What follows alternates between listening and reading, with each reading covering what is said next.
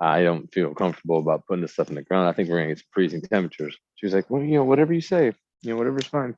It's a good thing I didn't. We had like 8 hours of below freezing. I would have lost Mm. everything I put in. So, Oh,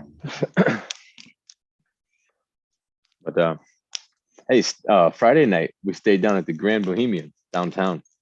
oh yeah. Yeah. One of the companies that Rebecca works for, they had their like Christmas party or kind of like their holiday get together. Mm. Had a magician there. Oh Had some wow. had some nice risotto, some prime rib, Magician and risotto. and we had a You don't find magician. that in That one night. no, no, I had well, we had of course open bar, nice charcuterie spread. Yeah. I was banging double Woodfords. Yeah, had a magician, had some nice food. Anyway, so but it was at they rented out one of the rooms at the Dr. Phillips thing, and the Grand Bohemian's right next door. So Rebecca booked the hotel, Mm. but it was a good time. Nice hotel. 2 words: minibar. Crushed it. No, no, I didn't touch it. I knew better. Yeah. But I'd actually gotten a bottle of whiskey from a customer I had picked up earlier that day, and everybody has to valet. So I'm like, I'm not leaving this in the truck. So I just brought it in with me. Mm. So yeah, I got a bottle of Pendleton's whiskey. Mm. Seen it. Never tried it. Yeah, supposed to be like spring water filtered bullshit. Something. Yeah. I haven't tried it yet. Anyways, all right. What do you want to do with the rundown tonight?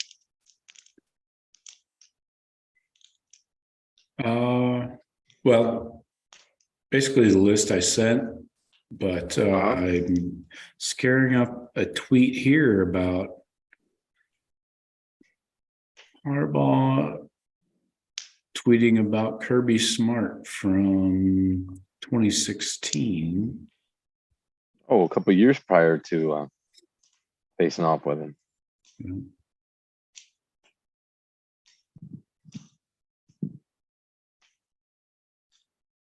Yeah. Anyway, I don't have time to go through all this right now. It's probably a little late for that. Anyways, we're well aware of Harbaugh's history and his, I guess you'd call it self-righteousness. Oh yeah. Now, when he loves to fucking talk shit, but he does it in such a smart way. He thinks it's cute and or smart, because Well, he does no, it. I'm talking more about the Transgressions. Yeah. about him, talking shit about everybody else, and he's talking shit about Michigan State, Ohio State, all of the SEC schools, mostly, things like that. Uh-huh. But that's not really going to be the focus. But it's about how self-righteous he is and how they do everything the right way. They sell the Michigan, Yeah, plan. that's kind of where my take is kind of aimed at an angle of that. That's kind of what my take on it. So I got something for that. So we got to talk about Ryan Day giving up play calling. How do you feel about that? And then I want to talk about the probable offensive coordinator moving forward. And then we have like a lot of portal news. That's probably plenty. I mean, we could talk about some of the minor, I guess, lower level staff changes. So sure, there could be. I mean, we can talk about the staff. I'll talk about the staff way more than I want to talk about the championship game. Because we still don't know if Kevin Wilson's taking more people. Well, we know he's taking some. Right. But there might still be some changes there, I think. With the changes in maybe not so much personnel, but the changes in duties of the guys we have because of what you said. Right. Who's going to call plays? Who's going to do this, that? Yeah. First time play caller on a make it or break it year. Based on what we're facing. Yeah, there's a lot lot to this. Yes. I don't have time to go through all this.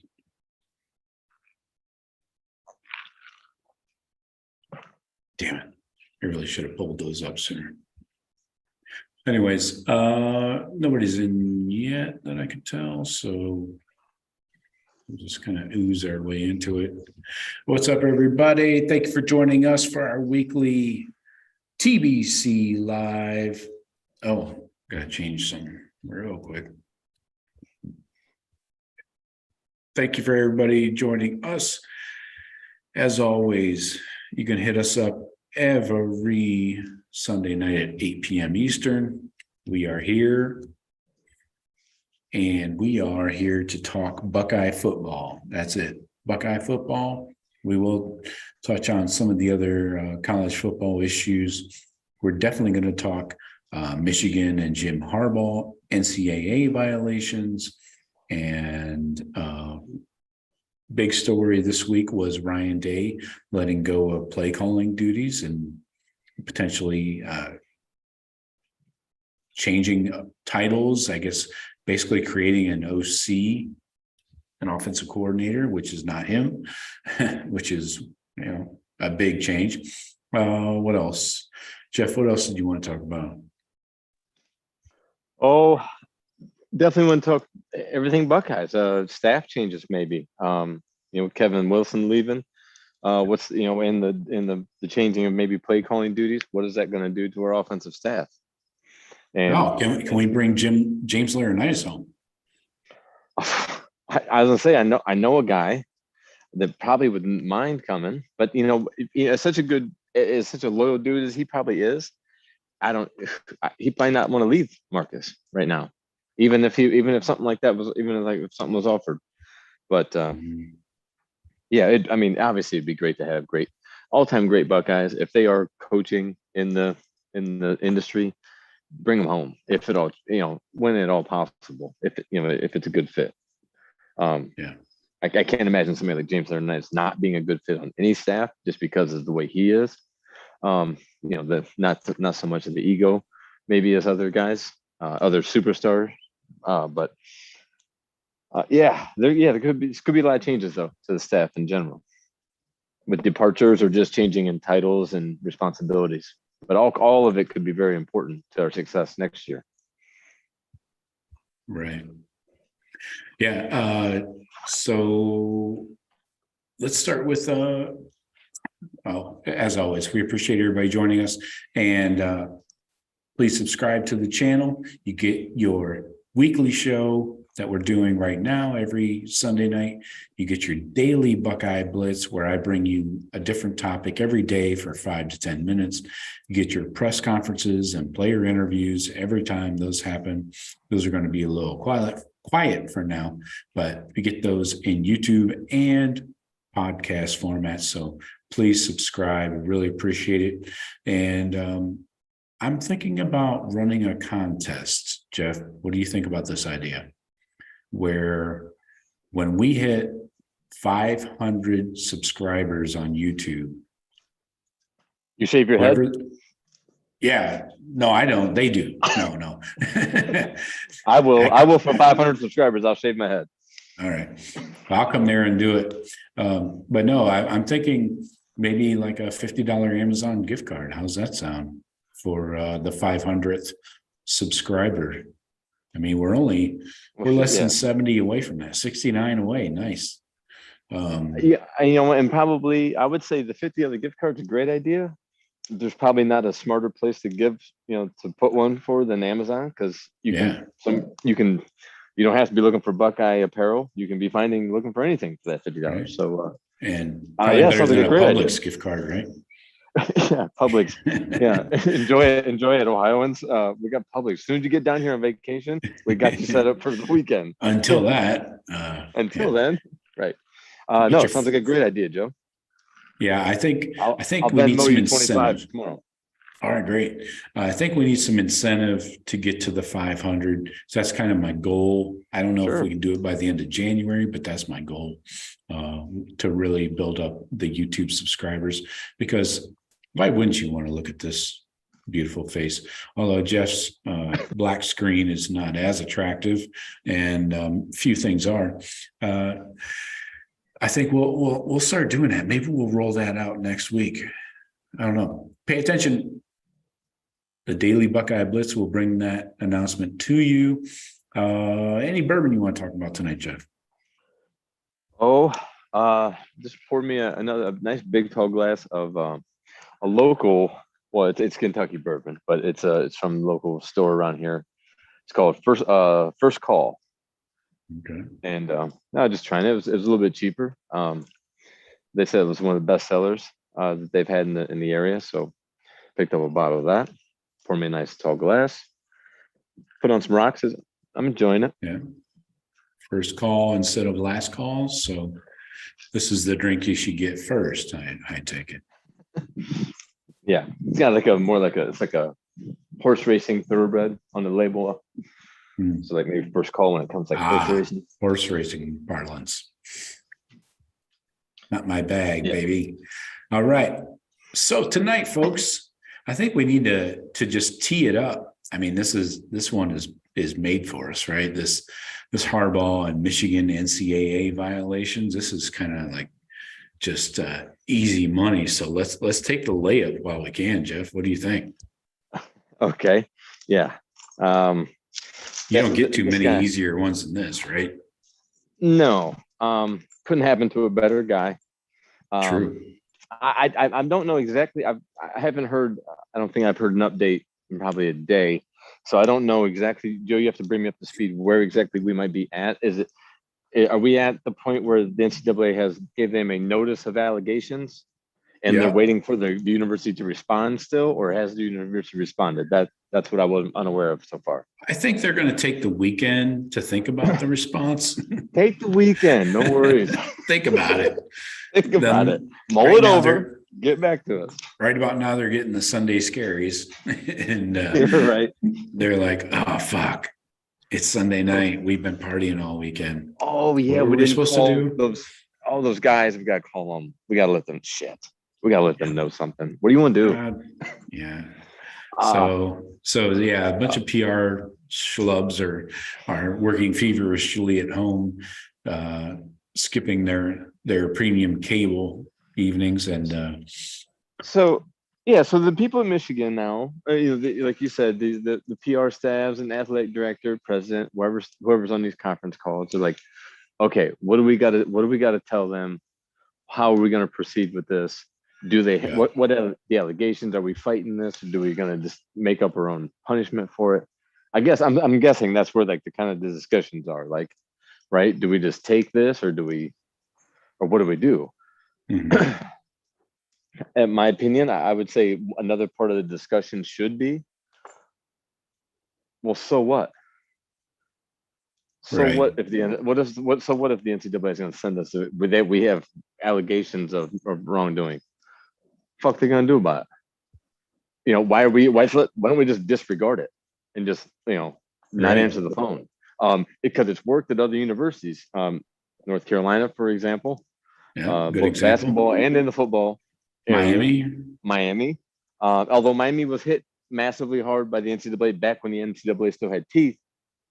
They more recently said, no, get bent, but we're right. Good. We don't need you.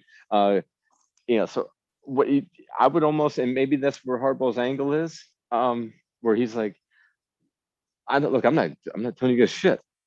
What are you guys going to do? But, maybe but there might be the inner struggle between how his feeling is and what the president will want to do as far as, placating and playing nice, being more amenable. So it's interesting to see how it's played out. We'll get into Harbaugh in a second, but I am kind of over the NCAA trying to throw out these. We're gonna, these. It seems like they're trying to get a victory whenever they can, but they don't want the real fights. You know what I mean?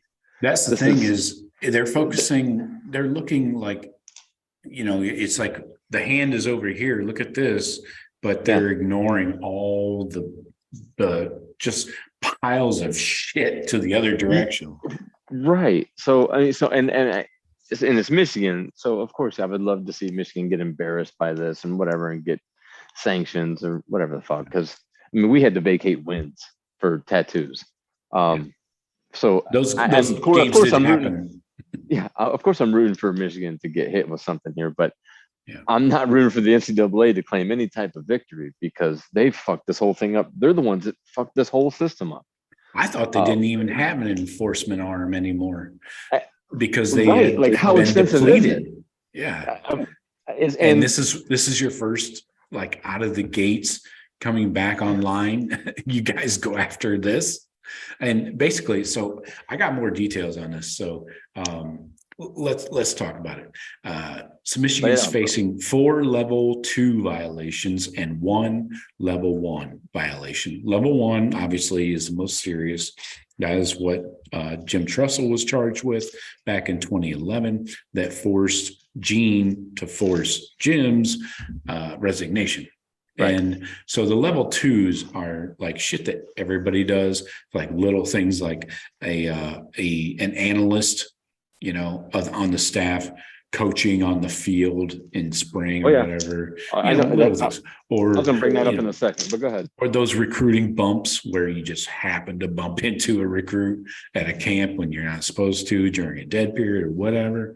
And these happened during like the COVID dead period, which was a, kind of a made up time period at the time of COVID anyways. So, and I remember fully, Joe, I remember that being extended date after date, and they keep extending it out every month or whatever. Yeah. And so I can see how people, I can see very few people probably adhering to those extended dead periods that they were given, because, they were trying to still recruit, they still doing their job, and the NCAA seemed to be just, backing off of everything. Sorry, go ahead. Yeah. So I just remember that period I remember it constantly getting extended and everything. And we've heard of schools like Arizona State, and Oklahoma. Was it USC? I think it was USC actually. After Lincoln Riley had gone to USC, they were leaving gates unlocked so that recruits could come in and visit the stadium, visit the facility. Arizona State was the most notorious because they were just bringing dudes in through like they had kids on. They had visits. They had visits during the dead periods and stuff, and that's why Herm Edwards obviously got fired mid-season. If it in the end zone, right? If it might not have even been mid-season. So anyway, so Michigan has 90 days to respond to the notice of allegations. There's a lot of back and forth that's going to go on. It's kind of like a negotiation period almost, which doesn't make sense if you're dealing with a punishment. When do you get to negotiate that? This 90-day bullshit. This is 90 days built in for arbitration. Yeah, that's what that sounds like. Because you wonder why. All right, so they're already investigating contact with recruits and stuff over dead periods from COVID. So we're already talking 2020, right? Yeah. So this stuff's already 2 years old, but now they get 3 months before they even have to reply, because it's not like once they reply, then whatever punishment is handed down is done. It's not going to be done in 3 months. So if Michigan does receive any infractions, it probably is going to be for another year or two. By far, most of the coaching staff won't be there. None of the kids will. Right. Will Harbaugh be there is the better question. Not likely. And we'll get to that. Right. So what is the NCAA? This is the best. Why are we still letting them still do this? Because this is doing no good for anybody. Especially getting the answers and punishment doled out 5 years after the case, maybe. That's ridiculous. What do you mean? Why even bother? It's contact with recruits during COVID. Right. Everybody was doing Well, it. let's talk about the level And 1 it's minor. violation, which is the big one. And that one is the only one that's really going to result in any kind of penalty. And so this is what happened. This is what the details are that we have so far. So a couple of recruits were in Ann Arbor and visiting Michigan, and Harbaugh wanted to treat them to lunch. He took them to lunch at the Brown Jug, apparently an important place in Ann Arbor, been around forever, blah, blah, blah. So he took a couple players there, bought them a hamburger, bought them lunch. All right. So apparently this was, the issue. A blatant rule infraction. I mean, it's easy. That's an easy rule. You're breaking by paying for Right. a kid's lunch on a. So the NCAA, during their investigation, which I don't know when this was going on, this investigation, they had to know. We didn't know, obviously, but they found a receipt for those burgers at the Brown Jug, and they asked Harbaugh about it. And according to the source, he wasn't completely honest about it. So who knows what he said? If you lie to the NCAA, though, we've seen that. That is a big problem. You would be better off not saying anything, probably, that's than my point. lying. I would, yeah, true. So again, this is going to drag out for a little while, but that is the issue. He provided false or misleading information to the NCAA investigators. So maybe he just pulled a Harbaugh on him. He's like, well, what do you mean by when you say pay for? Was I there? Yes, I was there. He's not the easiest to communicate with. And I could see Harbaugh just being Harbaugh. He's like telling a story about how he peeled the French fries. Yeah. Why was in the back doing the fries? I'm not sure where that bill was. Yeah, I mean, he could be saying a million different things. So I honestly, even though I'm a Buckeye fan, this is a staunch Ohio State anti-Michigan podcast. I don't want Harbaugh to get fired over this. I would be more surprised if he stayed on with all the NFL options going on. And you got Black Monday coming up tomorrow, where there's going to be a plethora of NFL job openings. And I think this just makes it an easy excuse where he's really not staring at much of a penalty, maybe a couple game suspension at the most if he stayed at Michigan. But I think it makes it an easy out if he wants to go to the NFL, and he'll be like, no, I'm out of here. It's not worth it. Yeah. It's obvious that he, after this is we can turn tables now from putting the NCAA under the microscope about this to Harbaugh, because this dude is a piece of work when it comes to last year at the whole thing of interviewing on signing day, and pretty much the story of him like interviewing the Vikings, not the Vikings interviewing him, thinking he had the job already, doesn't get the job, comes back to Michigan, gets some money back that he took, that he agreed to take less the year before.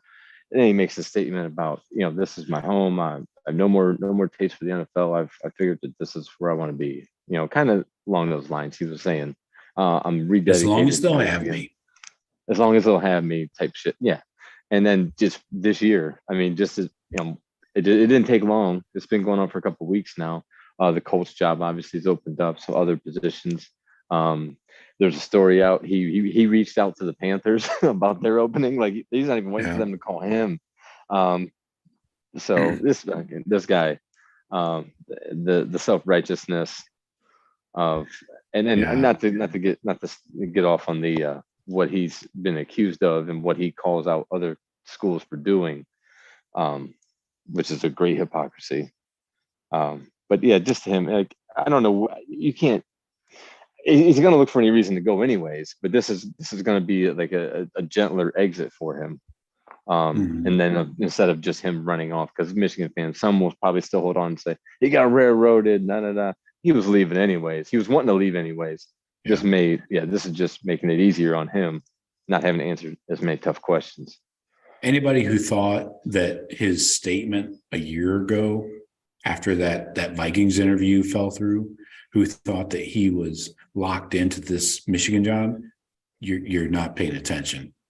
I think you're sorely mistaken, and I feel bad for you, because this guy is going to keep looking for NFL jobs. And like John U. Bacon, the guy that is most plugged in from a media point of view to Michigan and to Harbaugh, said that if an offer is made to Harbaugh, he will take it. Not even, it doesn't matter the team. That tells you the level how Harbaugh wants to get the fuck out of college football, whether it's because of the changing landscape, NIL, transfer portal, all this shit, whatever the reason, whether it's these violations, it could be all of it. The change, I think, is why Harbaugh is getting out, and he thinks he can still win a Super Bowl, and he got damn close before. Yeah, I think who knows, but it would just from the outside looking in of how we've seen all this develop. It seems like he's just fed up with overall dealing with children, dealing with kids. I say children, kids. Yeah, the kids with all this NIL stuff with with parents, and now there's legitimately out in the open agents speaking on behalf of recruits. Almost, right. Yeah, the NIL and he probably feels like he's like, this is so fucked and so far from what I really wanted to be a part of. I don't want to be a part of it again or anymore. At least in the NFL, it's a grind. I know it, but it's men, and all the business is right out in front. Like, it's all regulated. That's another thing I've been talking about. Like, it's the same kind of system, but it's regulated, where there's not free agency 10 months out of 12. Right. I'm sure, and I bet there's a lot of coaches that feel this way. He is probably just a little more at a point in his career, having seen both sides of it, where he's like, I just need to go back to the league. The NFL is easier, like it's cut and dry. Yeah, and it's black and white. There are rules in college football. There are no. You're not going to get any. You're not getting violations for having like your extra practice time. Your players will just walk out. Yeah. The player rep on that team, the player rep on that team would be like, no, practice is over, coach. It's in the contract. Yeah. Or no, coach, you can't tell us it's mandatory. It's not mandatory. Shit like that. You're right. He's probably just fed up, and he's looking for the best, obviously for the best option. And that's probably why he doesn't want to bother with the NCAA regarding this. He's like, really, guys? You got recruits saying how much money they're getting from a school to go there, and their job is to score touchdowns. Yeah, the recruiting inducements obviously are a big issue, especially. And again, I thought the NCAA had zero enforcement, like branch or department on their staff.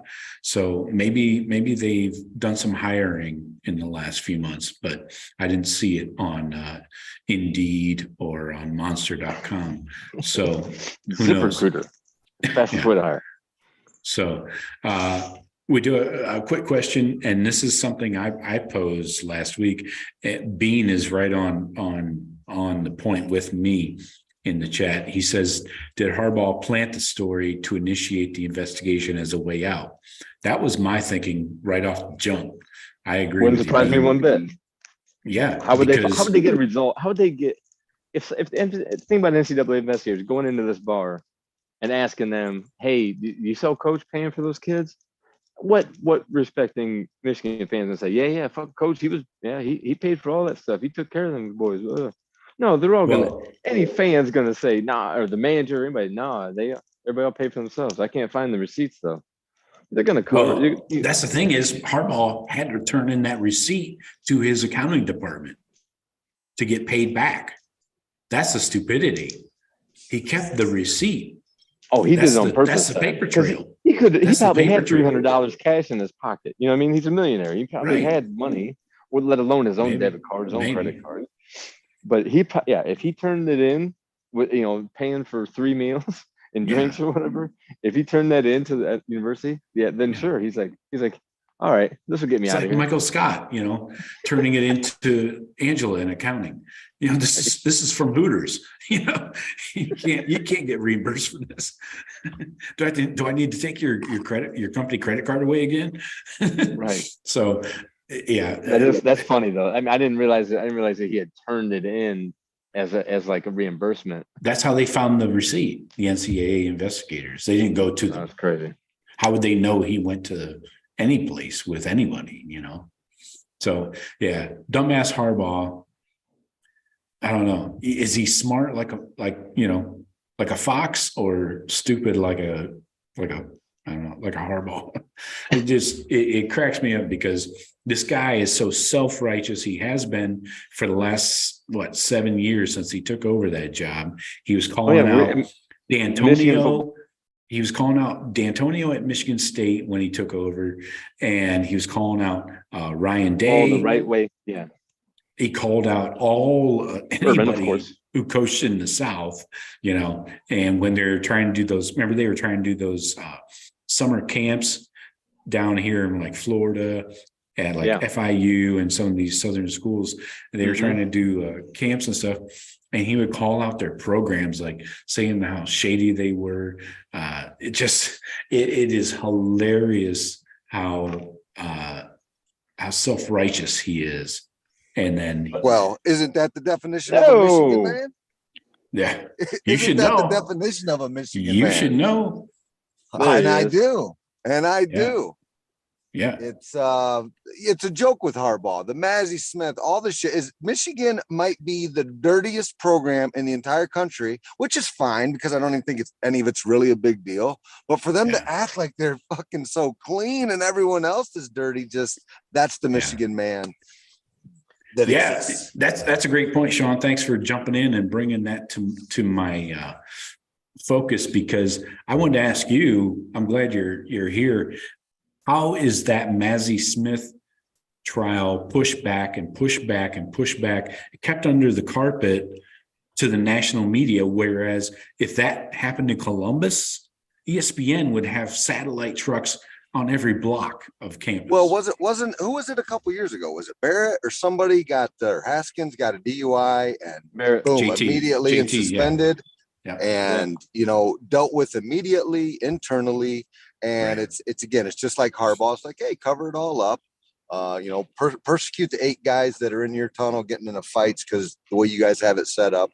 Again, It's just every time it's Michigan's above you and whoever else did it wrong, but not them. They're above it. Exactly. The Michigan fans. I'm fascinated. Go, Jeff. The Michigan fans that I talk with occasionally and hear from, they all feel that way. Like you guys buy whoever you fucking want, just like the South. Like completely dismissing anything they do. But it's just like Ohio State's just like we're just as bad as fucking Auburn and Ole Miss down south. We're all lumped into that, and then they're on a perch somewhere else. I think we all are the same, basically. It's just Michigan. This is big time college football. It's big time college fucking football. Right. And again, that's my point. With the stuff, they're dirtier than anyone. Yeah. They just felony gun charges. Yeah. Finally, we're getting magnifying glass on them after how long? Sean, I need to ask you specifically, how does anybody around Detroit and the Michigan area talk about that Mazzie Smith issue at all over the last few months? Oh, so I mean, when you're listening to Valente and the other radio show guys, obviously Valente will bang on it, but they all basically come to the same thing that I've come to, is that Michigan's a scumbag university, and maybe it was nothing, but I think probably a lot of the Mazzie Smith thing, here's my conspiracy theory coming out, is a bunch of bullshit. They caught this kid driving over 20 miles or something, 25 miles over the speed limit, which is like, more than just speeding, right? Like reckless stop or whatever it goes to. They pull him over. He's got a gun, 3 loaded mags, and from the way it sounds to me, and I don't know the details, but like sitting in the passenger seat. And so I think maybe they got him on that. I'm guessing he's probably on some drugs or something like that. And now they're pleading it down to misdemeanor. Said he had his gun thing in the mail. You know, he'd already applied for gun stuff. But right. Again, a typical big college cover Sure. up. I've heard the excuses. Just the way that they handled it. Their athletic department, president. I mean, it's that whole thing's a disgrace. Yeah. So what I've heard is that, he applied for his, what is it? The concealed carry CPL. license. Yeah. So, and he hadn't gotten it yet, but why is he still going to trial or why is this a court case if it's already been applied for? That can't be right. That has to be false, right? Well, no, if you can apply for anything you want, I can apply for having a machine gun license and it hasn't come through yet. If someone catches me with a machine gun, guess what? I'm a felon. And so, it doesn't matter if it was in the process or whatever. You don't have it, until that driver's license is in your hand. You're not allowed to drive a car, and he didn't have that license. Officer, it's in the mail. I swear to God. Yeah. And what are these loose bolts just rolling around your car? Right. I mean, to me, it's like, what the hell's this pissed off dude doing? He seemed like he was getting ready to do. Yeah, he was getting ready to do something stupid. Yeah, like maybe they stopped the serious event. Yeah, and fortunately, he's still free. Well, you remember the story? Well, he plays football. And without him, I actually think a lot of his football ability, frankly, and without him, do they go to where they got to? I think they probably could drop a game or two in those 8 games. Well, he never got suspended, did he? Did he play? No. Did he sit out any games? No. Just ridiculous. And whether it's misdemeanor or whether it gets dropped completely or whether it's a felony, Michigan, you have no internal discipline policy.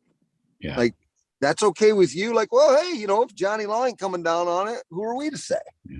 And again, I'll go back to my point about if that happened at Ohio State, you would see all networks descending upon Columbus, like 24/7 coverage. ESPN is on every lawn, every gang coach. culture in C-Bus. Oh, fuck. It would never end. That's the hypocrisy of the media, and especially ESPN, that we're all well aware of as Buckeye fans. But I really feel, Michigan's been doing this obviously our whole lives, and Better Than Now and Fab Five and all that. But I really feel this year with this stuff that Michigan's kind of showing their ass, and everyone's, that the shines come off that turd a little bit, and they're like, okay, Michigan. Yeah. What do you think of this brown jug? Couple lunches for recruits. You think again, absolutely nothing. It's stupid. Yeah, exactly. And as always, the cover up is bigger than the crime. And that's pretty much what we said. But yeah, to me, a non-issue. And I mean, I love it that it's happening to Michigan, but NCAA, fucking go home, you losers. Are you going to try and get involved in fucking a couple of sandwiches now? I mean, the fucking doors are blown off of college football, and you're looking at some fucking sandwiches? This is what they do. This is what they do. They go hunting and pecking, and they find a couple sandwiches, a receipt, in at the Brown Jug in Ann Arbor, and all of a sudden, McDonald's bags with money in them a few years ago, whatever. This is nothing. Jeremy Pruitt with his 18 level 1 violations is nothing. We're going after big fish here. Hey, but the story of Harbaugh planning that receipt and giving that to him, hoping for the scandal for an easy exit, that's the greatest story of all time, though. I hope that's the case, because that'll just make Michigan look like total butt fucks. That'd be great. Yeah, Sean, that's right up your alley. Conspiracy theories, but I'm not even on board with that one. I don't think Jimmy's that smart. Would that be, though? And Jim will leave anyway. Your tinfoil hat has limits. It does. I know it. Yeah, Tyrone Smith in the chat. He still has a grudge against Michigan for not showing up in 2020 in Columbus. I've been carrying that flag for 2 years, man. Yeah. I still think, that's what changed them. They made a significant jump as a program from 2019 to 2021, they got drastically better all across the board. And we saw that, so. It was funny. Another thing, like with the Michigan air of superiority that I heard on a local radio show up here, it was, remember back when COVID was the thing in that 2020 year, and Michigan was out there like, you know what? Big Ten, if you guys want to send people to us, we'll show you how to fucking handle this thing. And then Michigan cancels the game against us. Right. Yeah. Thanks, Michigan, but no thanks. Right. And apparently they were just holding recruits during COVID up in Ann Arbor and coaching on the field, level 2 violation type stuff. But and in particular, Joe, I'm going to make note of that hypocrisy of Harbaugh calling out Ryan Day on the coach's press conference. That's where the hang 100 about a minor infraction of us having a coach on the field instructing a player that was it an analyst or was just a coach that during the winter that wasn't allowed. It was Al Washington during the winter was shown in a social media post. Is just a photo. Who knows when the photo was taken? Could have been any time. Coaching on the field, in spring, pre, off. I guess I would call it off season, not. Right, but it was a photo. It was just a photo, not timestamped, obviously. Right. And he showed his ass to all the coaches, right, on that call. There wasn't just him and Ryan Day, right? And that's when Ryan Day. Well, yeah, he didn't. That wasn't during Jim Harbaugh's question and answer session. He interrupted Ryan Day's time for that shit. Yeah. Yeah. So and then to have and it's a minor infraction, whatever. And what he's being accused of is in my opinion, minor. But it just speaks to the hypocrisy of who that dude is and his self-righteousness. But at the same time, I totally want the NCAA to not get any type of victory out of this because it's their goddamn fault we're in on this mess. Yeah, it just gives them power to do more of this stupid shit when if you really look around as an NCAA, there is so much more going on. The tampering, the recruiting inducements across the country. You guys are just missing it. And Tressel lied to the NCAA and he lost his job. We had to vacate victories and we got hit with sanctions, same stuff. So, nor do I think Harbaugh deserves to be fired for these infractions if they happen.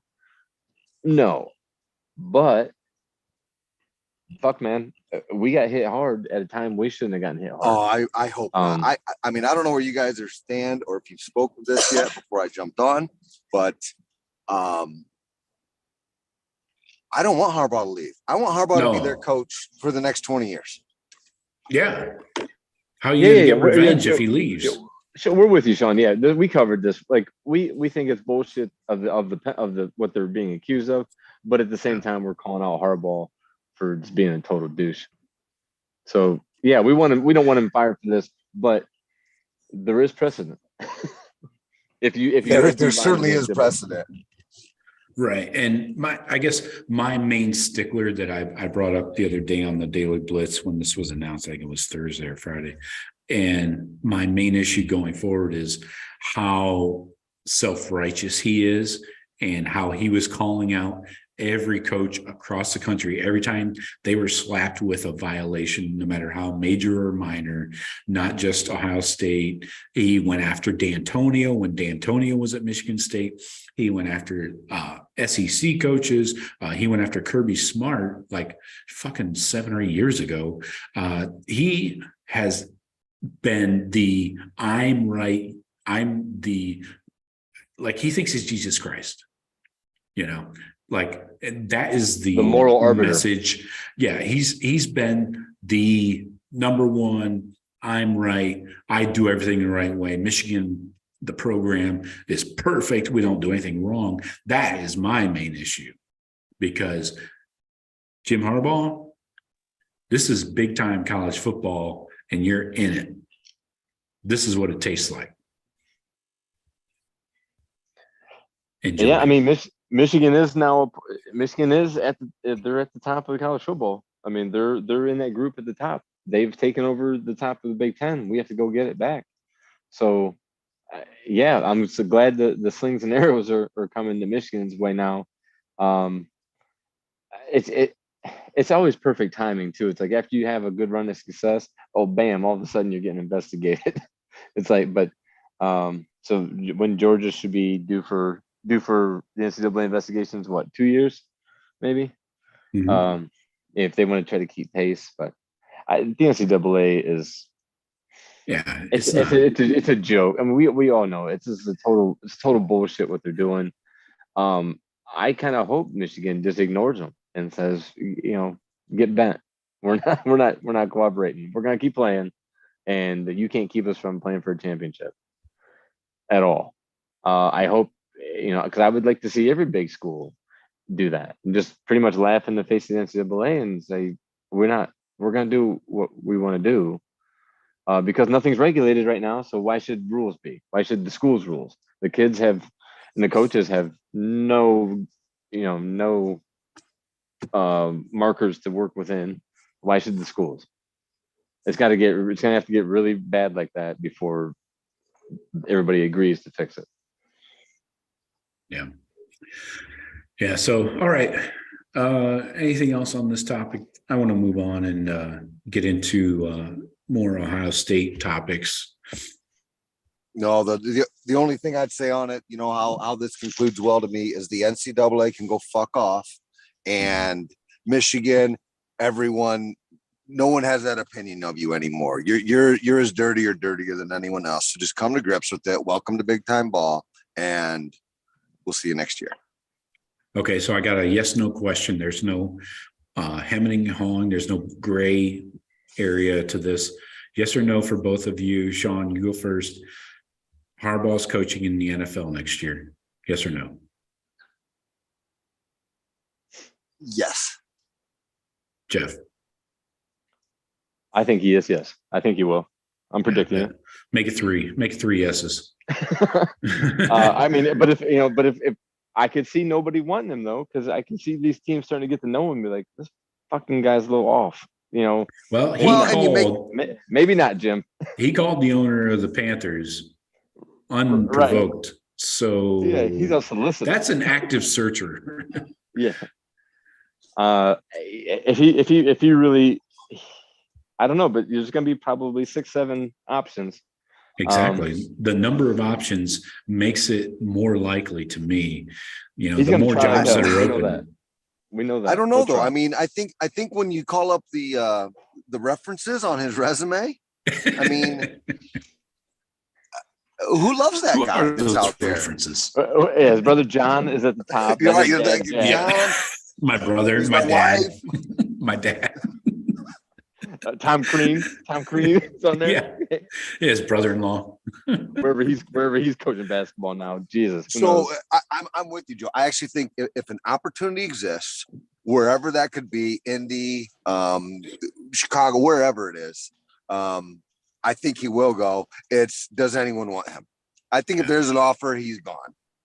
Those are the precise words that John U. Bacon said this week, and he's the most knowing person out of that fortress of Michigan football and Harbaugh, exactly. So John U. Bacon said, if there's an offer made, Harbaugh will take it. Did not say city, state, location, nothing. Just if an offer is made, Harbaugh is going to take it. That tells me that guy is definitely wanting out of Michigan. Right? And they say the Colts makes a lot of sense. Just because Irsay is a little more of an oddball and more of a gambler type, thinking. Oh, he goes with a former player. Yeah, former player. So that would Irsay is the kind of owner that would seem to be making more of that type of deal, or to willing to bring somebody in because always got sentimental attachment to him. So, and I can see the Colts, but yeah, there's other options too. There, Denver. There's going to be like 6 or 7, like Sean said. And even so, you look at Chicago, maybe. Yeah. Okay, so I think we established that he's definitely gone. Whatever the reason might be, doesn't matter. Yeah, Justin Fields does not deserve to have to deal with Harbaugh. He's already gotten a bad hand. I feel. What I I feel so hope bad for that happens kid. though, what I hope happens is that Jim goes on 5 interviews, gets 0 fucking offers, and has to go crawling back to Michigan. Yeah, yeah. And then He's still trying to get. statement, He's trying to get his money back from when they cut his salary before.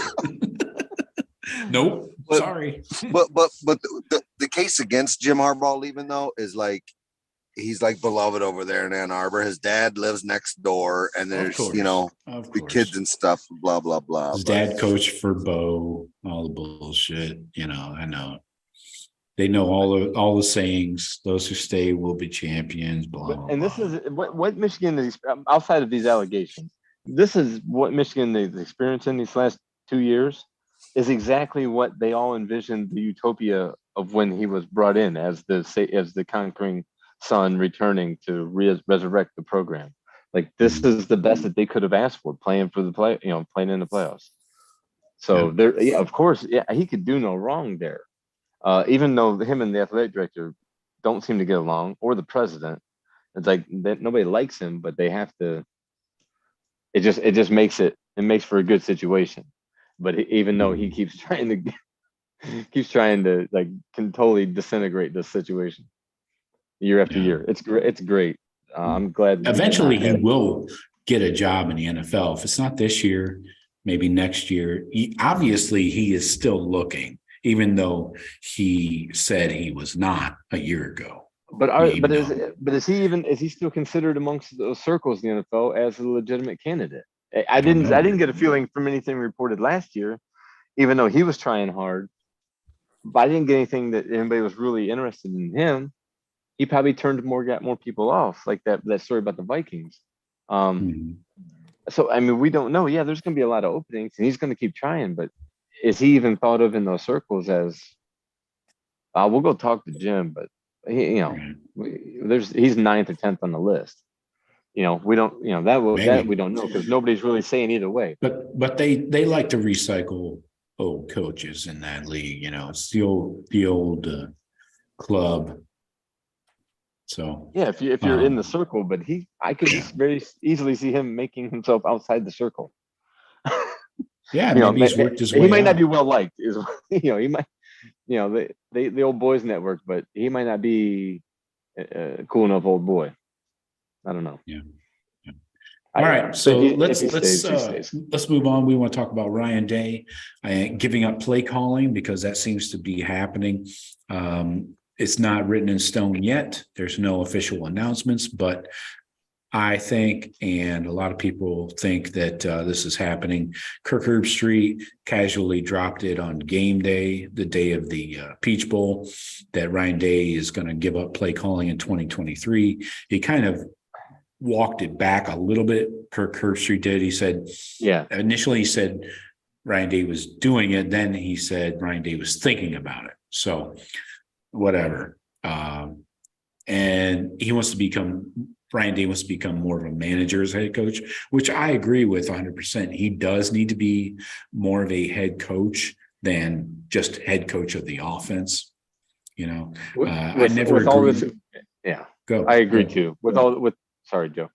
In this day and time, I think you have to be with so much more going on than in years past. Yeah. And I never agreed with the words he used in the past, like hiring a head coach of the defense.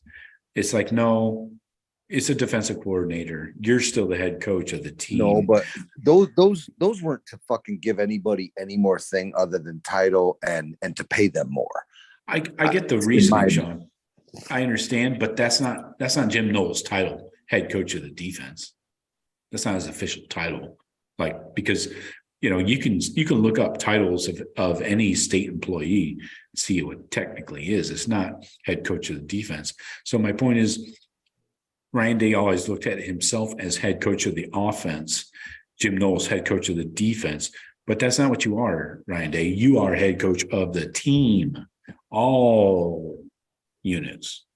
And it seems like he needs to grasp that entirely in my opinion. This is what I felt for a few years now since this he's used these words. So anyways, obviously that takes a lot off his plate on a game day. He's still going to be in charge of the offense, the play call options. Doesn't that worry the shit out of you? We've basically had the best offense in the country since Ryan Day's been running it. And now Wilson, our other offensive guy, he's gone. And now Day's not calling. I mean, are you confident in someone else taking over those skills? I'm not. I mean, I'm willing to change my mind. That scares the shit out of me. I like Ryan Day's offense. Yeah, this is not taking away the Ryan Day offense. There's not going to be a change there.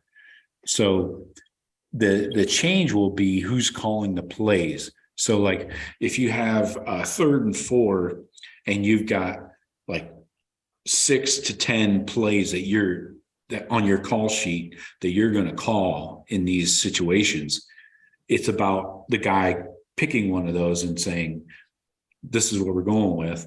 And then Ryan Day is still on the headset. I mean, that's always the case. And Ryan Day seems, with Wilson at least, those two together had a pretty good handle on good plays to call. You know, but Wilson wasn't calling plays. No, he's from the booth reporting down what they're seeing, and Ryan's calling the offense according to. I think it was him and Dave putting the game plan. Definitely, yeah. Game plan together. But so I will say, so last November, just a couple months ago, Doug Maurice from Cleveland.com was able to sit in on an offensive staff meeting during the week as they're game planning. I don't know what week it was, but it was during the regular season. Okay. And so this is what happens. So the entire offensive staff comes in. So you got Hartline, Alford, Wilson, Ryan Day, of course, and who's missing? Dennis. Corey Dennis. I always forget that guy. Well, forget that guy. Well, and of course, any offensive analysts and all the assistants. Whatever, sorry, I meant Urban Meyer's son-in-law. If whatever analysts they have, they're all so they all sit in this game planning meeting and run through tape, and they're like, okay, this is our list. We're gonna call off the list. We're going to look at this tape against, it might be the other team, might be their practice tape. I don't remember. Anyways, so this is a meeting that they sit in for 2.5 hours and sift through plays and say, these plays are in, these plays are out. So like 1st and 10 at our own 20, these are our set of plays. 3rd and 3 from the opponent red zone, these are our set of plays. So they sit in there and they sift through all these plays one by one and decide what's in and out. And so Ryan Day, if he hands off the OC duties, and I believe it's going to be Justin Fry, because the staff is full. You're not hiring somebody from the outside. They're limited. They're done. They promoted Keenan Bailey to tight ends when Kevin Wilson left. There's no official announcement yet, but that's what's happening. So regardless, I think that's all about the change, though. I think those rules of the NCAA, a number of coaches. I've already been hearing up here with that Harbaugh stuff that they're going to allow analysts in there, extra dudes, and it's going to be the Wild West. It doesn't matter. You want to pay for people to be there, coach your kids? Go ahead, pay for them. Right. The unlimited analysts coaching, which will turn into coaching, is correct. Yeah, but they're not going to open it up to unlimited coaches like on staff. I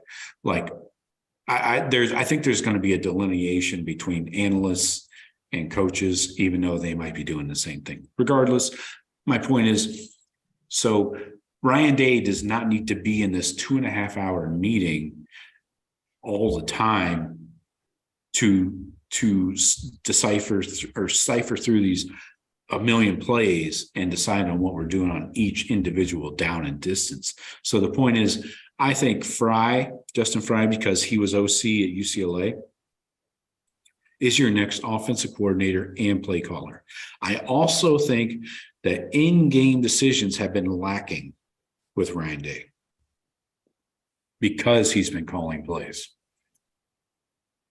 Do you guys disagree with particular in-game? Maybe like he's calling that play. And then, because I mean, to me, the only thing that really glaringly sticks out is after Stroud ran down to the 30, and then we had some shit plays called. But there's no time. You're thinking fast, and yeah, if you're not, hey, I got to call the next fucking play. If you're not the guy that has to do that, maybe you can pump the brakes and direct your squad a little better. I don't know, but there's probably something to that, Joe.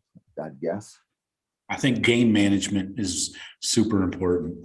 I look at it like that timeout that Kirby Smart called on the fake punt. If you're not in the game paying attention, yeah, that gets missed potentially. Well, that's coming. That I don't. Did they ever talk about that? That I'm sure came from upstairs. No, they said that he caught that because of the lopsided line. Huh. Yeah. So he hadn't switched over on his headset from defense to special teams when he caught that. And you saw how close it was. He barely got it in there to the ref.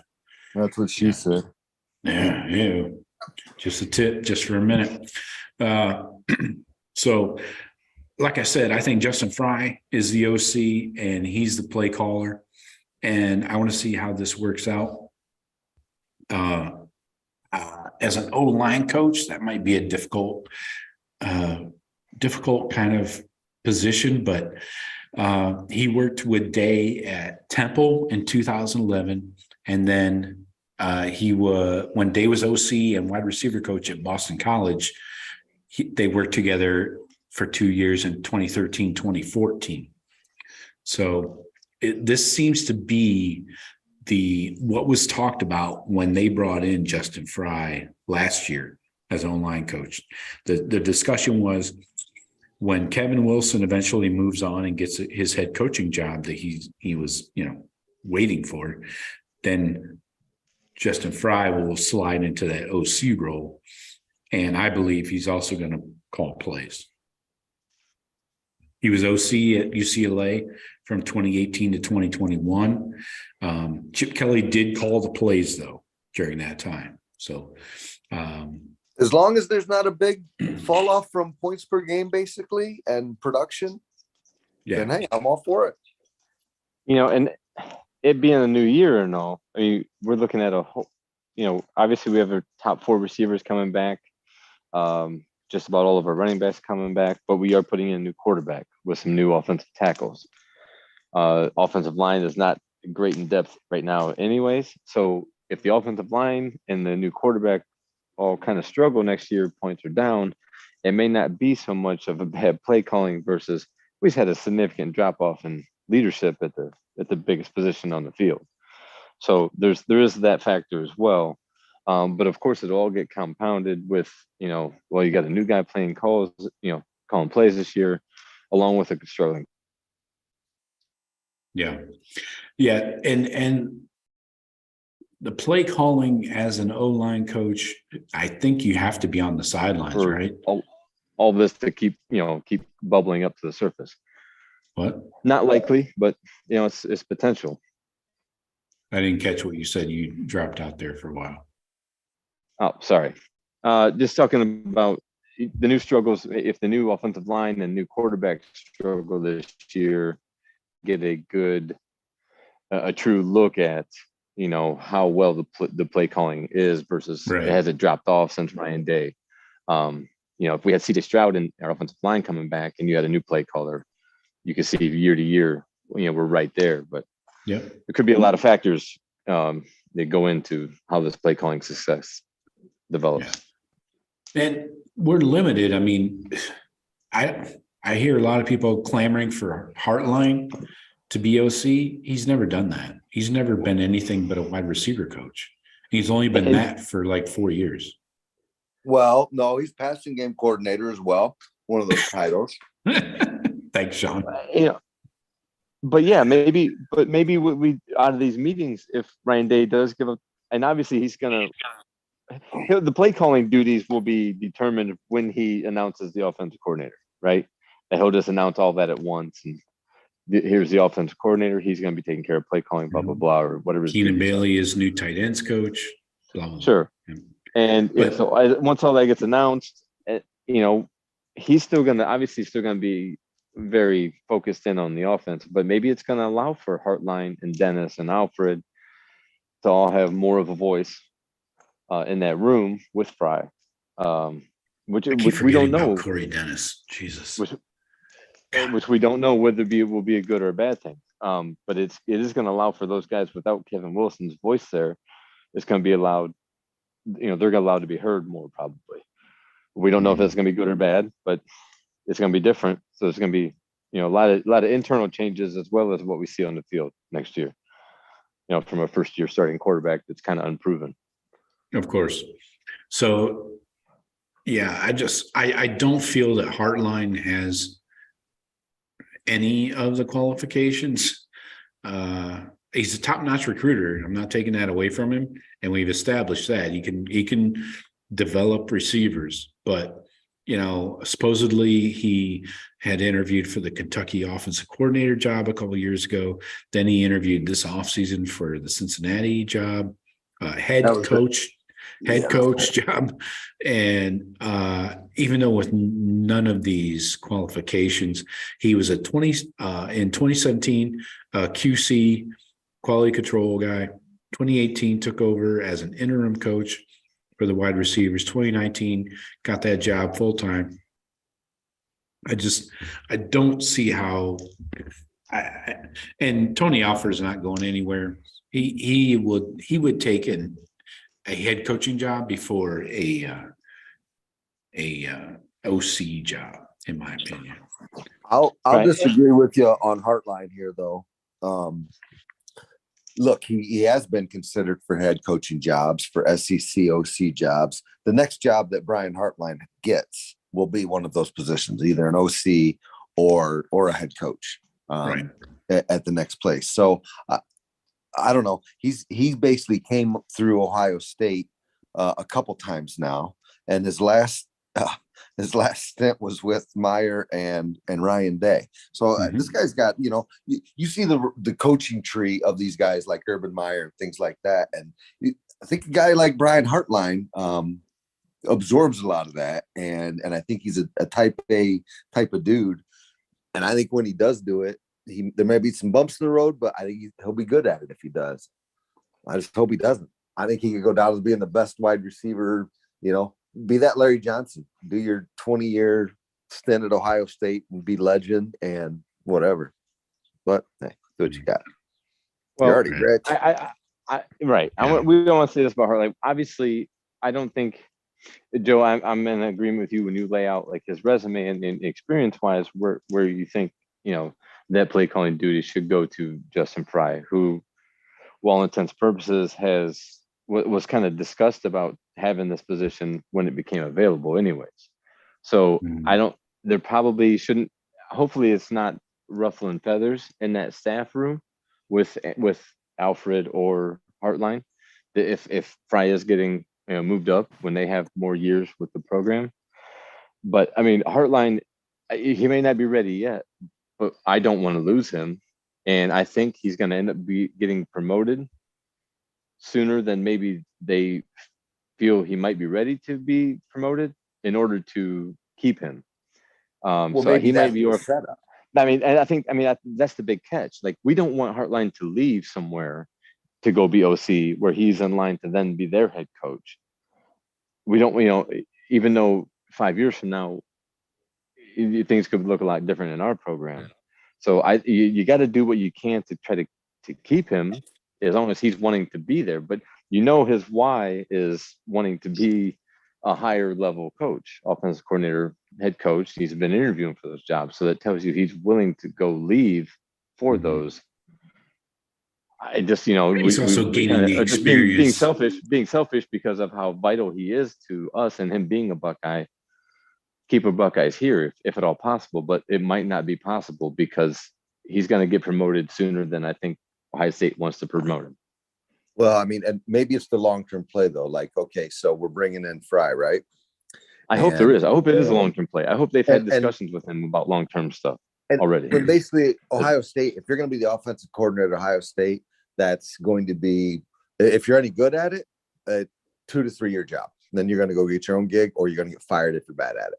One of those things, 2 to 3 years tops.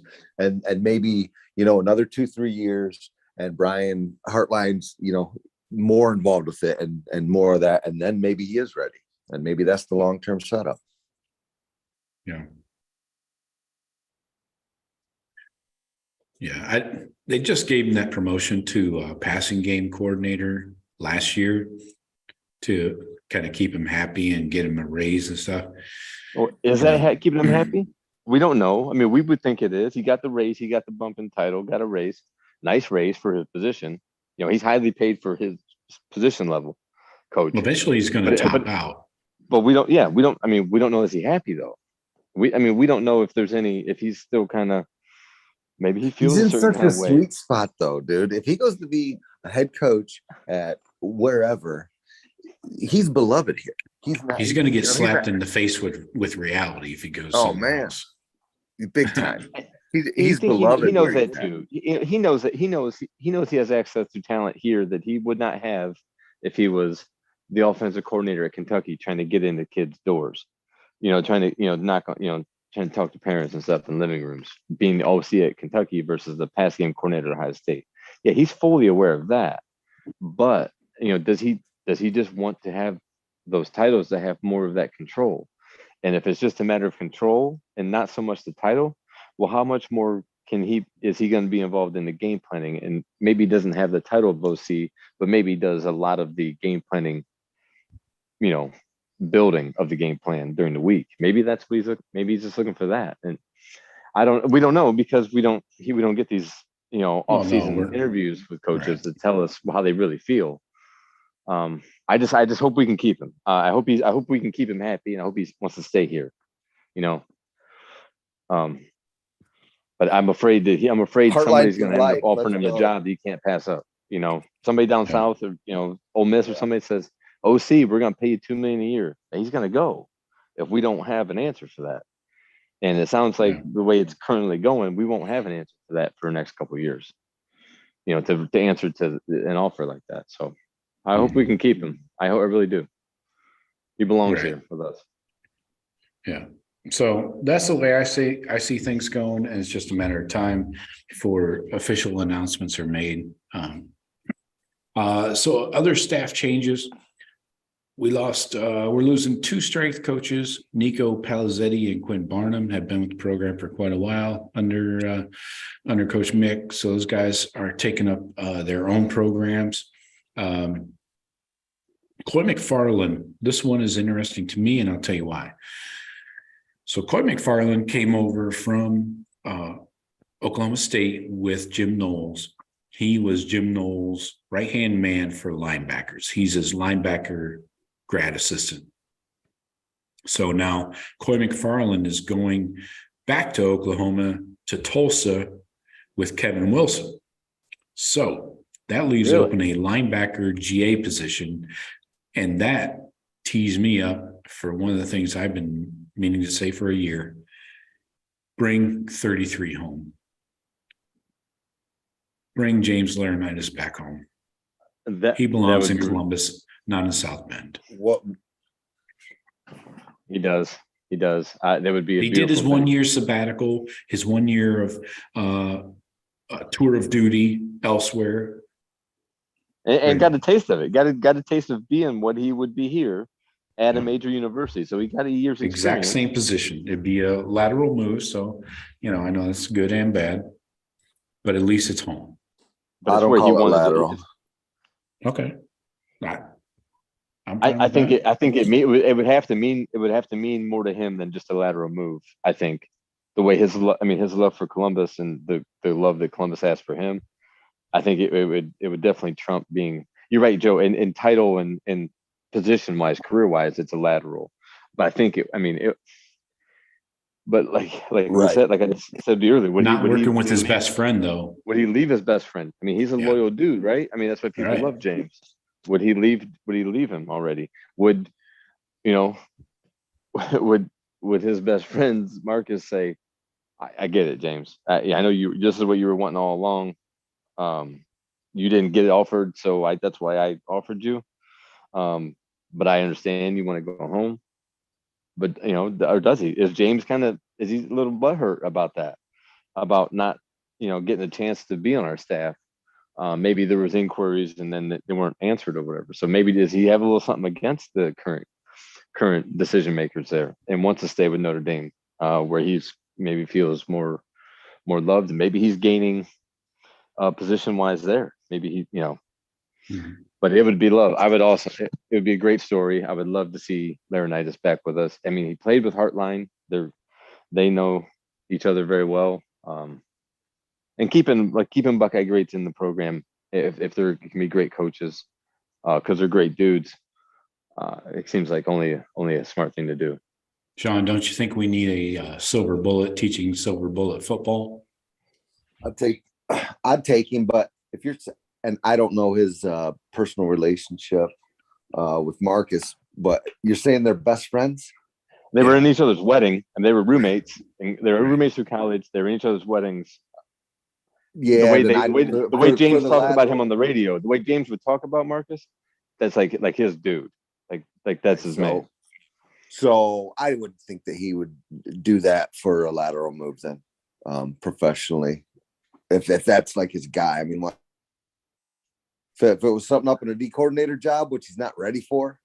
Yeah. Or even a position coach job he hasn't even had. I mean, he could. He seems overly qualified. But yeah, he's not even been on a full-time coaching position. Yeah. What was he doing there at Notre Dame this year? Linebacker GA. To Al Washington. Al Washington's a linebacker coach there. And Al Golden's the DC. Mm-hmm. Who's a linebacker coach, or was a linebacker coach too. Yeah. So he was pretty much just helping. So all those guys, is Golden still there? Is Washington still there? Both those. Yeah, as of right now. Yeah, there's been no changes on that staff that's been made public. Yeah. Well, depending on how that staff shakes up, then maybe. But would be nice. I'm trying to start the campaign. But so quick, I want to run through a couple portal notes. And Mayan Williams is returning. That's huge, right? I mean, we can all agree on that. Hell yeah. Yeah. Huge. Adds to a already loaded running back room. They all experienced it. Yeah. Yeah. I mean, it's definitely the portal is going to affect the running back room next year, to be sure. But anyways, portal news right now. We got corner J.K. Johnson jumped in this week. Javante Jean-Baptiste, the DN, jumped in. We did get safety Jihad Carter from Syracuse committed to the Buckeyes, our first portal transfer in. And then this one threw me for a loop. Friday night, I saw it. Quarterback TJ Finley was visiting Ohio State this weekend, but is not in the portal. First of all, I want to commend Ohio State for finally tampering. Good job. This is how it's done. You tamper, then you ask guys to get in the portal. This is how it's done, because obviously NCAA doesn't care. So, but what threw me off is TJ Finley. You're not going to get a starting job here, dude. You're coming in, if anything, for depth. So does he know that, or does he know it now? I'm sure he knows that. A sophomore, you have a freshman, sophomore quarterback. You're coming in to compete. I mean, you're not going to you're not going to get a quarterback to come in and say, "Oh, you get two guys unknown, and I'm coming in already third string." No, I'm not coming. But if he's going to get a chance to compete. That's what they got to be what they're telling him. Look, we got two guys we're really happy with. We need 3 in the program. You can come in, have a shot. I mean, you have to give him a shot. You're not going to get a quality quarterback if you're telling him he's coming in for depth behind 2 guys that he's 3-4 years older than, probably. You won't get any quality quarterback to agree to that, and especially if we're not paying them, writing a check when they sign or whatever. Like some schools probably are. We got to get into that game, Jeff. We got to get into that game. Forget we got to tamper. We got to recruiting induce. We got to throw bags around. We got to do all that shit. Otherwise, you're not trying. It's what other schools are doing. Yes. I mean, eventually we're going to have to play by the rules of these other schools or fall behind. You're right. But TJ Finley, if they're talking to him about coming in, he's not coming in unless they tell him at least you're gonna get as good of a shot to start. If you get in early in the winter program with these other 2 guys, you'll have a chance to start. You can go through the spring and then we'll see. But they're not giving a starting spot to anybody, but they can't tell them they're coming in just as a backup anyways. I mean, it's just a different level of player. You'll get quarterbacks that just come in, be the 3rd guy, but not, I would say maybe not somebody like TJ Finley. He might have a little higher thought of himself. You know what I mean? Yeah, that's the problem. Sense? That's the problem right there. He has getting that. Look, we think you're just a backup versus you have a chance to start. Yeah. So I got a quick question in the chat I want to hit before we go.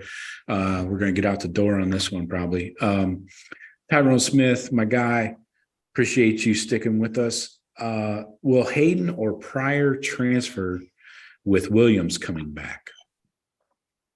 What do you think, Sean? I say, sorry. Go ahead, Jeff. I don't really have a strong take on that, but I think, I don't know, with what happened to Ohio State's running back room this year, which I thought was absolutely loaded, and then I got converted linebackers in there towards the end of the year and true freshmen. I don't know that they could all get time. Maybe if someone to go be a feature back, but is there that many feature backs out there anymore? I don't know. Yeah. No, there isn't, Sean. I defer to Jeff. Yeah. Yeah. I think it's simple. I think they all saw it real clear this year. We needed 5 guys in the backfield this year. Xavier Johnson was running the ball, the last I saw, playing the best defense in the country. A walk-on wide receiver. He's getting carries in a playoff game because our 1, 2, 3, 4 guys were all out. So all those guys in that room saw that shit. It took more than 4 of us last year. Who's to say what's to say we're not going to get any time if we're slotted 3rd on this chart? They don't have the mindset of shit. I'm never going to see the field being 3rd here, and there's 5 of us. Well, all 4 of them couldn't finish it last year, so that helps us. Them all experiencing this past season. Evan Pryor's going to come back. He's got to come back hungry. Why would he come back just to transfer? Well, that's the thing. I mean, I think he's coming back like I was the difference maker we're missing. That's what he's thinking. Yeah, probably. The injury though, the recovery time, is he going to be 100%? Shit, should be, right? It was. Well, okay. I mean, what was the injury? ACL, but it was in August. For young kids like that, it's like fucking 6 months anymore. All right. I mean, I think, yeah, if not by maybe the start, him being sitting out spring will be tough. But if he's sitting out rehabbing, Joe, do you think, is he really thinking about the transferring? He's thinking about getting healthy.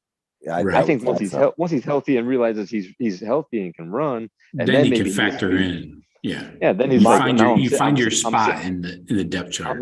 If I'm sitting 4th now and I'm healthy, I might bounce, but I'm injured now. So who's going to want him? Who's asking for him to jump on? I would be more concerned about Hayden transferring personally. I would too. Maybe his lack of carries these last couple of games might have turned him off a little bit. Like, hey, why didn't I didn't get to see the ball? He might have those questions, and if he's got somebody in his corner that's feeding him with that negative shit, somebody he trusts, a good friend, uncle, or father, whoever, it's somebody in the circle could be telling him, could be feeding him a lot of that. Man, they should have been giving you the ball. Look at, they had a goddamn walk-on receiver running the ball against Georgia. I heard they give a running back $50,000 down at Tulsa. You come run there. But yeah. I mean, Reuben Owens said Texas A&M. He's like, I'll make over six figures at A&M. Score touchdowns. My job is score touchdowns.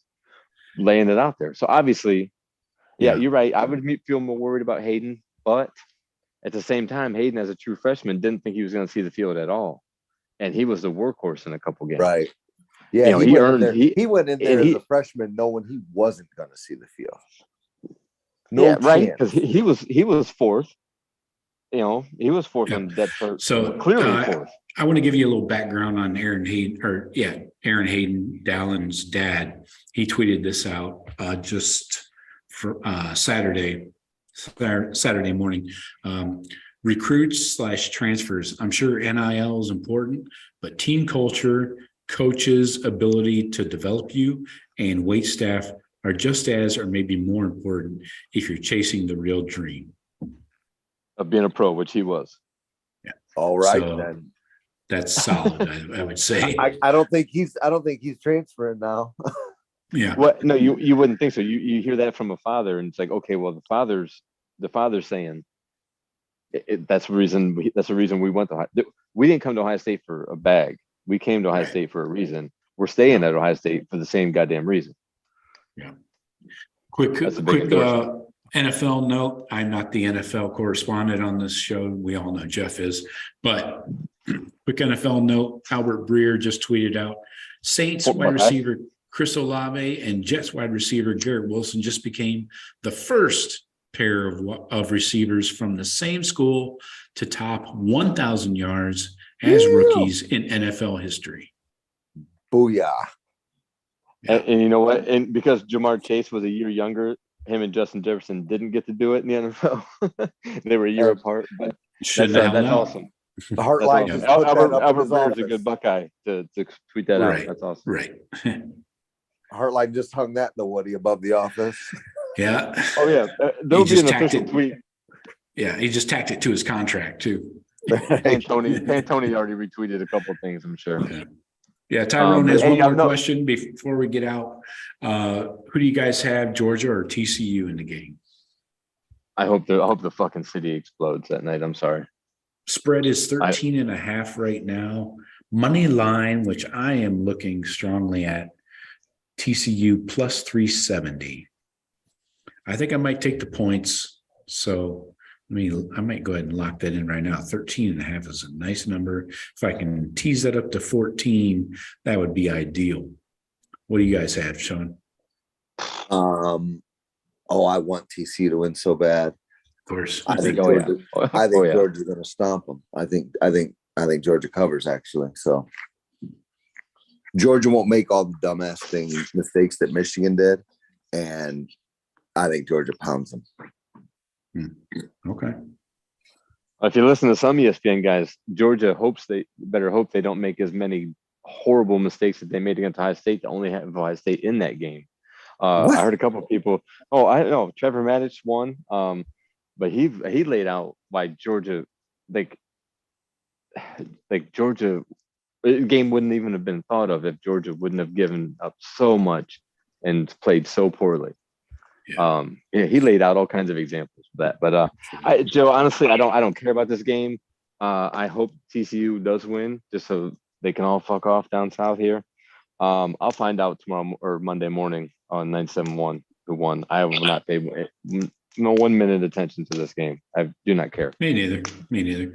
Just thought I'd ask what you guys got. I'm taking the points. I just locked in my bet right now at 13.5. So TCU just cover. That's all I'm asking. They got fucking dudes, man. TCU has dudes.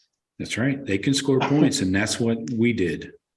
That Georgia secondary, we showed you if you got a couple receivers, you can do damage. TCU's got the NFL guy. I think he's ahead of Jordan Addison as the top receiver. I would hope so. He's much better than Addison. And JSN third. Yeah, Johnson's a stud. Johnson, yeah, they got him. He's a top ranked receiver, going top 10 pick probably. But I mean, if they can stop Georgia's run, They'll be in that game. We'll see about the big plays and all that shit. They both kind of, the big plays will tell a big story. TCU is going to need some of those same Michigan type plays, pick sixes, goal line stands, that type of Georgia shit plays to have a chance. 76-yard bombs. Yeah, it's in Stetson Bennett's. The receiver falls down, or the DB falls down. Right. Yeah. All right. Well, I think that's it, folks. We covered it all. Keep your eyes open. We got some staff changes going to be announced soon. We got transfer portal guys coming and going. We only have 10 more days of the portal. That window closes January 19th. So other than that, I think it's closed for a couple months. I'll have to double check on when it reopens. I want to say after spring ball, it reopens like May or something like that. So you might see a few people in and out from there. But anyway, recruiting, I don't think you're going to see anybody in February signing with the Buckeyes. I think our class for 2023 is pretty much set in stone. We got guys already in what? Even with 19 recruits, a small class considering we lost one on signing day. We don't, and some recent departures with, we're still on the transfers. I think we're still minus a couple with the few we brought in, but you don't think we try to close on another one or two or pick up another one or two?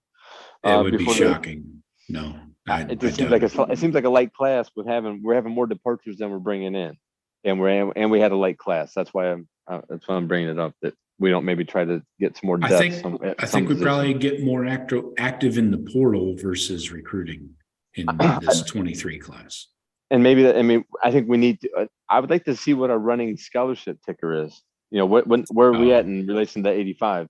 Where I'd like to see that fluctuate. Week by week.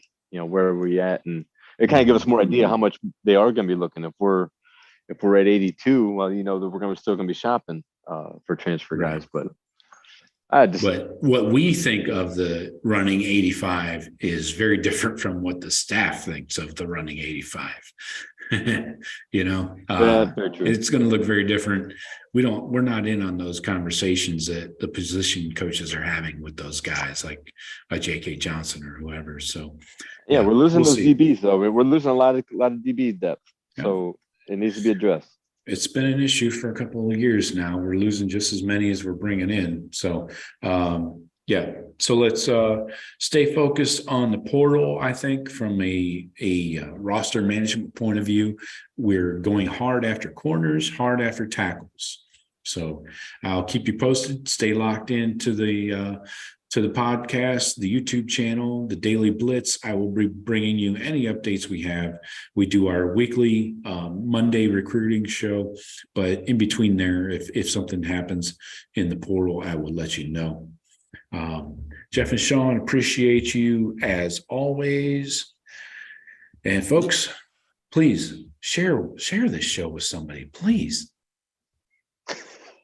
Please, if you care about somebody, share it. Share it. Sharing is caring. Sorry.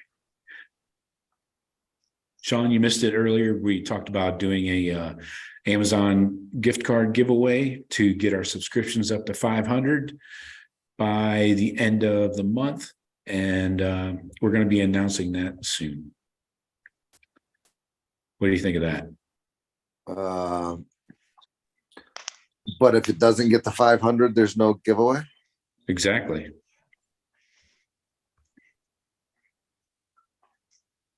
Well, that makes sense. Yeah, but I think like me, I'd be sandbagging until you're, what are you sitting at now?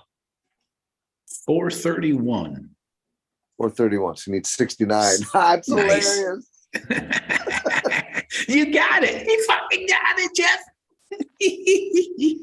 69. Nice.